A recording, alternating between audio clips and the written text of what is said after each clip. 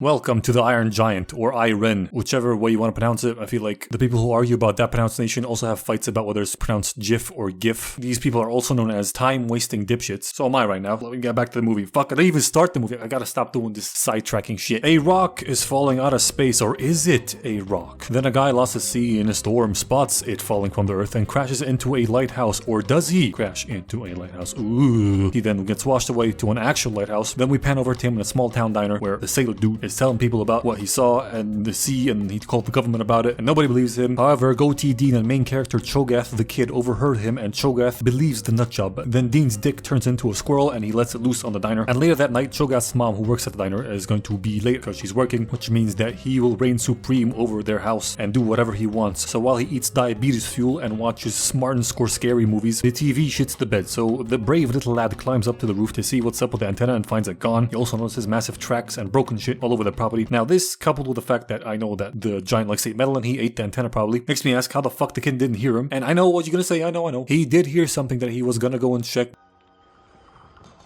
Who's there?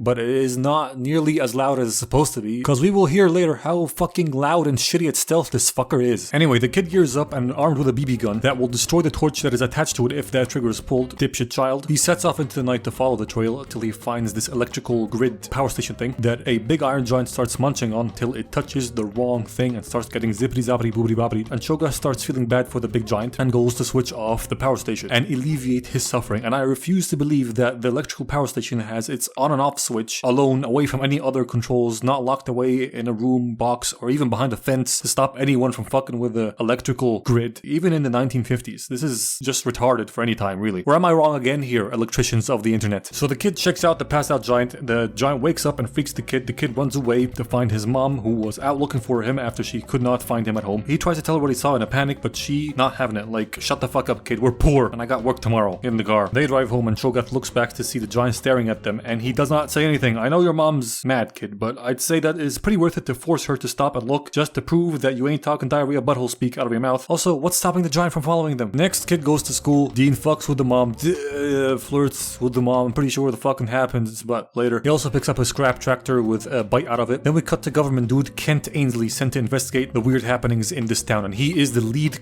of this movie. Also the only character other than the mom that has colored eyes. Don't know why that is, but he don't give a fuck about this town and he thinks that people are crazy. However, one huge bite out of his preferred means of transport later is enough to convince him that bigger things are afoot here. Also, the giant eats his car in 2 bites, unnoticed, and I am clueless as to why he did it in 2 bites and how he once again got away with it quietly. And from now on, I'm gonna try my hardest to ignore questioning how this evidently incredibly loud robot does shit quietly throughout this whole movie. I'm gonna try my best, no promises though. Moving on to Cho'Gath, who's trying to lure in the giant with a tiny piece of metal so he can take a picture of him, but it takes too long. He takes a selfie and falls asleep, then wakes up with the giant right behind him, so he runs away scared for his life, loses the camera in between shots, and then finally gets stopped by a tree branch. The giant pops a squat right next to him and shows him the shut off switch. So Cho'Gath figures that he's friendly, like, damn, I didn't know he would chill like that. That guy's so sick. He tries to communicate with him and teaches him some English, and decides to not tell the authorities or anyone about the giant because Americans tend to be a little bit gun-ho whenever they see something they don't understand or isn't deep fried. And he tells him to stay in the woods because it's getting dark and he has to go home because his mom's gonna get worried. But retard giant does not understand shit and he keeps trying to follow him home, and then he tries to eat some train tracks right as the train is about to pass by. So the kid expertly communicates to him that he needs to fix the train tracks, and after the kid says, that's good enough, let's go, the giant knows that that isn't the case. That is an easy derailment right there, you dumbass hoe. And while Cho'Gath yells at him to get out the way, he's like, shush, child, this requires precision, extreme care.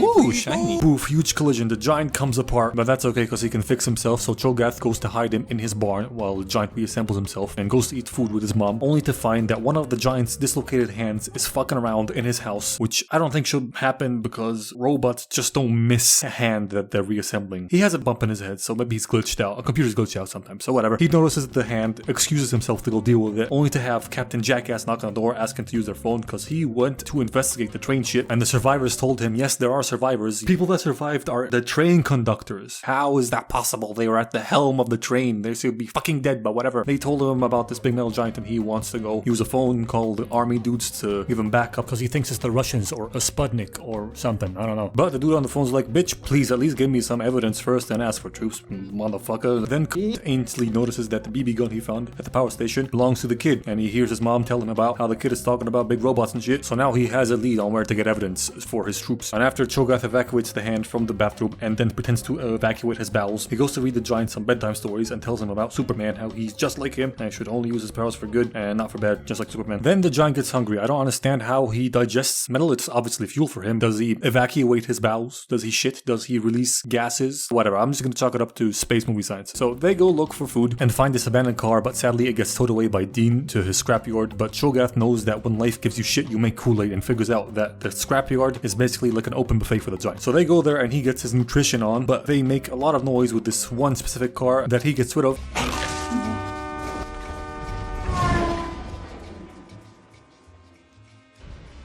That probably killed someone. Or no, actually, maybe it landed in the woods. This is a small town and America is pretty big. You know, you can fit all the humans on Earth in one glob of humans that won't even fill up 1% of the Grand Canyon. That's true facts, by the way. Trust me, I am YouTuber. I give you best price. Only for you, my friend. I give you best price. Only for you. The noise he makes alerts Dean, so Cho'Gath goes to deal with that. Then Dean invites him in, imparts some wisdom on him. Then more noise happens, and this time it is unmistakably the giant. And after he convinces the giant not to kill Dean, he convinces Dean to let the giant stay in his junkyard and eat his business, basically. But Dean says he can only stay for tonight. And with the sun rising, the kid gets home just in time to find out that Ainsley has rented a room in their house, and he gets a call from Dean saying, They could stay the night, kid.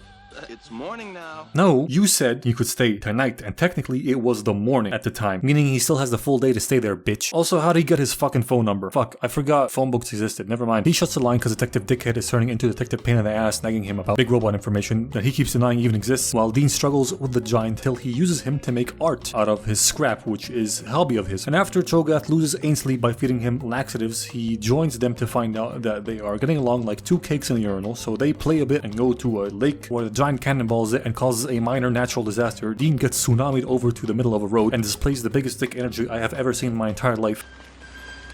Hey! Yeah? You're right in the middle of the road! Yeah? Alright.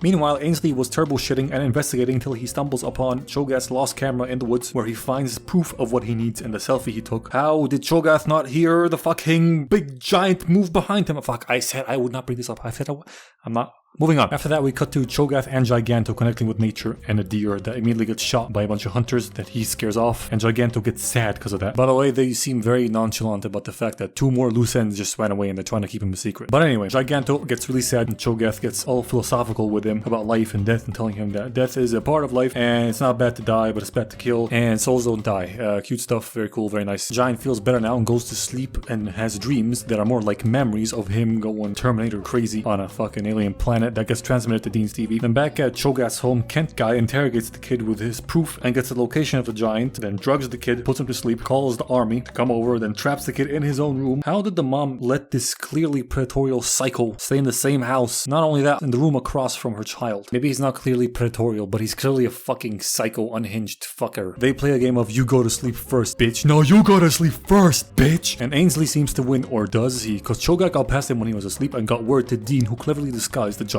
as a giant piece of art that is not moving. He was instructed to not move, for the army next day to arrive and see the giant as art, and that leads Kent to get chewed out by the main army dude and gets shafted from his job. And after the coast is clear, Cho'Gath, these nuts, starts playing with the giant who wants to be Superman, but as soon as he sees this plastic gun, his evil senses switch on and almost kills the kid. And after Dean protects him and tells him off, the giant, who is disgusted by his own actions, runs away. But when he does that, Dean figures out that he was only prompted to switch on his evil senses once he saw that gun. He was acting defensively. So they go after him on Dean's bike because he's sad that Dean called him nothing but a big gun and ran away. It's snowing now and the giant is still bummed, but he does save two kids from falling off a building, revealing himself to the whole town. Those kids are still very much dead since his hand is still solid. Them falling on it is still like falling on the sidewalk, although he might have matched his hand to their speed and dampened his hand a bit to provide a softer landing, and we just couldn't tell because the angle and frame it was shot in didn't allow for the proper depth perception to notice that. Anyway, kid makes it to the giant's like, I am not a gun. Then the army who was convoying away notices the giant, and you'd think they'd be gone on by now? I mean, for crying out loud, the kid almost died, the giant ran away, and the town got covered in a thick layer of snow. Isn't the army supposed to be efficient and quick and shit? Whatever. They turn back and shoot at the giant, so he runs away with the kid, and Dean's like, stop shooting at him. He only reacts defensively, and he's got the kid with him. So Angel's like, I'll deal with it. Turns to the general and says, he says I killed the kid. We must destroy at all costs. What a yo. That guy can go to hell and deep throat a cactus. Fuck that guy. Big army response. Mom does 6J turn to follow the giant that has her kid. Wait a minute. Where's Dean? Wasn't he following the giant too on his bike? Whatever. Turns out big guy can fly, and he gets shot at some more, and he fights demons, then gets sniped out of the sky. By the way, pretty sure Iron Man stole their fighter jet bit from this scene. They crash land, the kid passes out, but giant guy thinks that he's dead. And the army is still arming, so he chooses violence and uses space tech to vaporize them, goes on a tear in his Decepticon form. So they decide to lure him away from the town, then nuke him with a nuclear sub. But then the mom and Dean get to the kid, and he comes to, gets conscious, then runs over to the giant, saving a whole ship from his Kamehame chest ha, and he risks his life to tell him, you don't have to be a gun, you are who you choose to be. So the giant comes to,